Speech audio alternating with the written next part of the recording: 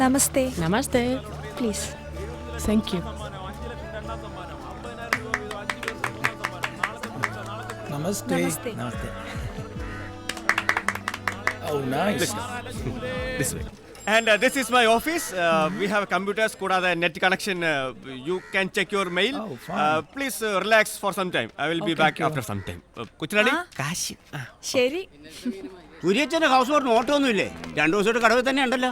ഓ മടുപ്പ, season ഭയങ്കര മോശമല്ലേന്ന്. എന്തും മടുപ്പായാലും ഗോപൻ എന്ന് സായിപ്പുണ്ട്. അത് അവന്റെ മനസ്സിന്റെ നല്ല ഗുണം.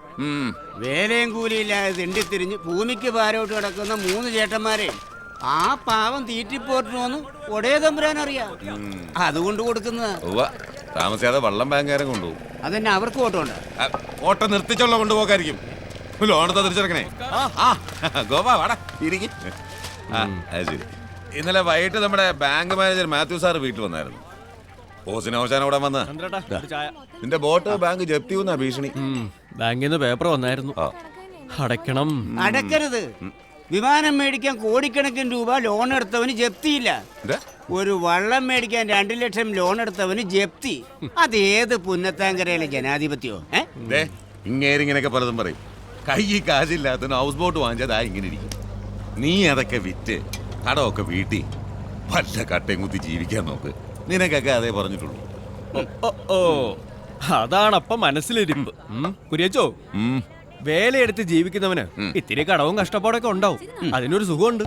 പക്ഷേ കാർന്നോമാരുണ്ടാക്കിയത് വിറ്റിട്ട് ഉണ്ടയടിച്ച് ജീവിച്ചാ നോക്കിയേ, അത് കിട്ടുകയല്ല. ബാങ്കിലെ കാശ് കിട്ടുമ്പോ അടയ്ക്കും. അങ്ങനോട് പറഞ്ഞുതരും കേട്ടാ.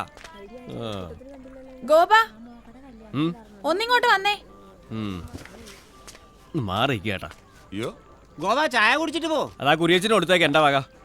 കപ്പയുടെ മോളങ്ങ് കൊയ്യാറായ പാടം പോലെ ആയല്ലോ പിള്ളേ.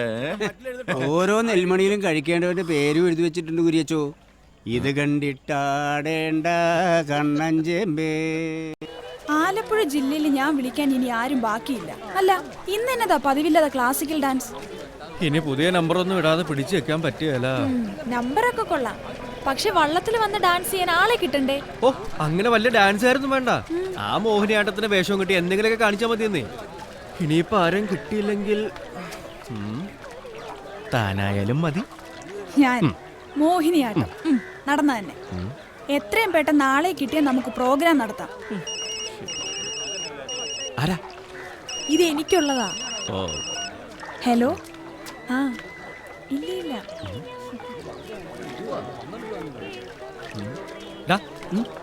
നമ്മുടെ മാമച്ചന്റെ കടയിൽ എന്തൊരു തിക്കും തിരക്കും. അതെ, നമ്മള് ജോക്കർ ജോസിന്റെ ഭാര്യ മേരിക്കുട്ടി ഗൾഫിൽ പോവുക. ചീട്ട് കളിച്ചിട്ടേ ആ ചേട്ട കുടുംബം പൊളിപ്പിച്ചു. എനിക്ക് കാശുണ്ടാക്കാൻ അവൾ അവിടെ അടുക്കള പണിക്ക് വിടുക. അതിന്റെ യാത്രയപ്പാ. വിസയും ടിക്കറ്റും എല്ലാം ഇതിനകത്തുണ്ട്. പിടിക്കേ. അപ്പോ യാത്രാമംഗളങ്ങൾ. വലിയ ഉപകാരം മാമച്ച. നന്നായി വരൂ മകളെ, ചേർന്ന് നിൽക്ക്. നന്നായി വരൂ മേരിക്കുട്ടി, നന്നായി വരണ്ട. വിളിച്ചോണ്ട് പോ ജോസേ, ബോട്ടിന് സമയമായില്ലേ. ചെല്ലേ. അവന് കെട്ടിയെടുക്കാൻ കണ്ട സമയം.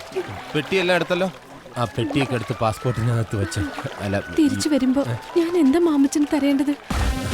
അതൊക്കെ ഞാൻ വന്നിട്ട് പറയാം. വേഗം നടക്ക്. നീ മാമച്ചൻ എന്നാ വേണേ കൊടുത്തോ, എനിക്ക് സമ്മതമാ. വെറുതെ പറയുന്നത്. വേഗം നടക്ക്. ബോട്ട് വന്നല്ലോ, വേഗം നടക്ക്. ഈ ഉപകാരം ഞാൻ ഒരിക്കലും മറക്കില്ല. നീ എന്നെ പറഞ്ഞാലും ഈ മാമച്ചനെ മറക്കരുത്. ചെന്നിട്ട് വിളിക്കാം. നീ എന്നെ വിളിച്ചില്ലേലും ഇടയ്ക്കിടയ്ക്ക് ഈ മാമച്ചനെ വിളിച്ചോണ്ടിരിക്കണം. ജോക്കറെ, നീ കുറെ നേരമായി കിളച്ച് കയറിക്കൊണ്ടിരിക്കുക. ഈ പരിപ്പ് എന്റെ അടുത്ത് വേഗത്തില്ല. അതെ, വിസയുടെ ബാലൻസ് 10,000 രൂപ ഇവളുടെ ആദ്യ ശമ്പളം കിട്ടുമ്പോൾ തന്നെ എന്റെ കൈ കൊണ്ട് തന്നില്ല എങ്കിൽ നീ ചീട്ട് കളിക്കുന്ന സ്പോട്ടിൽ ഞാൻ വരും, ഇടിയും തരും. മനസ്സിലായല്ലോ? മനസ്സിലായി. എന്നാ പോക്കോ. കുട്ടി കഴിക്കും. തിരിച്ചു വരുമ്പോഴെങ്കിലും തന്നാ മതിയായിരുന്നു.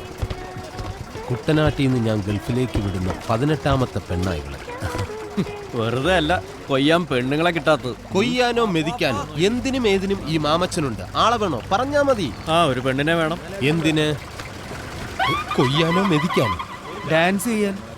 രാത്രിയിൽ ഡാൻസോ? എടാ കോഞ്ഞാമണിയാ, എന്റെ ഹൗസ് ബോട്ടിലെ ഫോറിനേഴ്സിന് ഒരു എന്റർടൈൻമെന്റ് പ്രോഗ്രാമിന് വേണ്ടിയിട്ടാ. വിളിച്ചിട്ട് ഒരുത്തേയും കിട്ടുന്നില്ല. ആരെങ്കിലും ഒരാളെ ഒപ്പിച്ചേ പറ്റൂ. കുട്ടനാട്ടിൽ നർത്തകികൾ ഉണ്ട്. കൈനഗിരി രേവമ്മ എന്ന് കേട്ടിട്ടുണ്ടോ?